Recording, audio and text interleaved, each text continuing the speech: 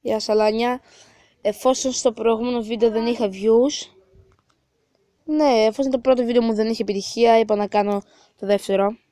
Δεν είσαι εδώ, φεύγω. Εδώ πέρα. Αφού δεν θέλεις, αφού Ορίστε λοιπόν, αρχικά πρέπει να βάλεις το όνομά σου. Θα βάλω το link στην περιγραφή. Οπότε θα με βάλω... Εντάξει, έβαλα το όνομά μου.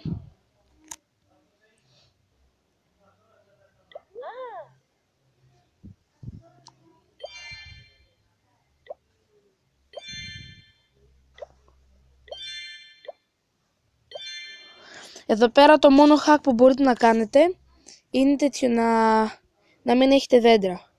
Εντάξει, πλάκα κάνω. Κοιτάξτε. Δεν γαμάτο. Ωραία, περιμένετε. Ouch.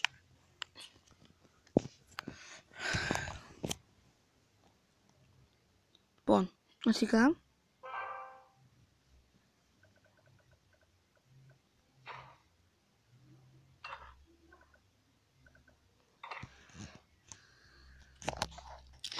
ώρα θα το πούμε σε λίγο, όταν θα έχω χτίσει κάτι. Ωραία, απλώς το έβαλα τείχος. Και τώρα θα βάλω τα όπλα. Ναι. Με έβαλα το hide and teza εδώ. Και τα camp, οπότε όπου να είναι πάμε μια επίθεση. Λοιπόν, ο στρατός μου είναι έτοιμος. Πήρα πέκα.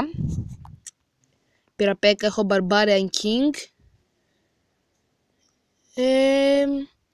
Και δεν πάμε για επίθεση.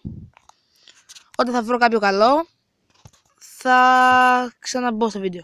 Εντάξει λοιπόν, λέω να κάνεις αυτόν εδώ πέρα. Και πάμε.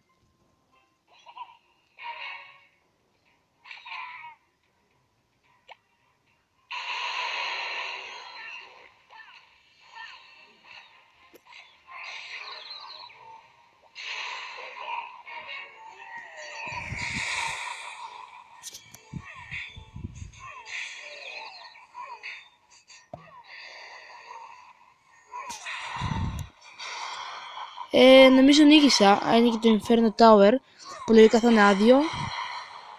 Λογικά νίκησα.